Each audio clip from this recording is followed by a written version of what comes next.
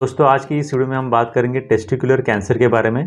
तो testicular cancer पुरुषों में होता है और पुरुषों के द्वारा की गई खुद की एक छोटी सी जांच उनकी जान भी बचा सकती है। हर एक मेल पेशेंट को अपनी उम्र के 50 साल पूरे होने के बाद महीने में कम से कम एक बार टेस्टिस की जांच जरूर करानी चाहिए। यहाँ पर उस पेशेंट को कठोर गांठ या सूजन पर ध्यान देना चाहिए। यहाँ पर उस पेशेंट के टेस्टिस में पालपेट करने के बाद कोई मटर जैसे सख्त गांठ होना या फिर सूजन होना या फिर उस टेस्टिस के आकार में कुछ बदलाव होना, ये सभी संकेत उस पेशेंट में टेस्टिकुलर कैंसर के होने की तरफ इशारा कर सकते हैं। इसलिए अगर इसमें से कोई भी साइन और सिम्टम उस पेशेंट में दिखाई दे रहा है तो फिर उस पेशेंट को आगे की इन्वेस्टिगेशन भी करनी चाहिए। कुछ पेशेंट में क्या होता है कि टेस्टिकुलर कैंसर होता है लेकिन उस पेशेंट में जो गांठ है उस गांठ को दबाने के बाद, थोड़ा प्रेस करने के बाद उस पेशेंट को कोई भी दर्द नहीं हो। जब वो गांठ दर्द नहीं करती तो पेशेंट वहाँ पर कुछ ज़्यादा ध्यान नहीं देते।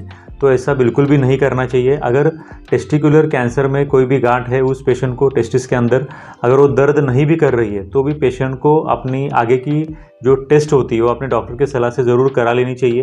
क्योंकि बहुत से बार देखा गया है कि टेस्टिकुलर कैंसर में जो भी गांठ बनती है वो बहुत से बार वो गांठ पेनलेस होती है, मतलब कि कोई भी दर्द पैदा नहीं करती।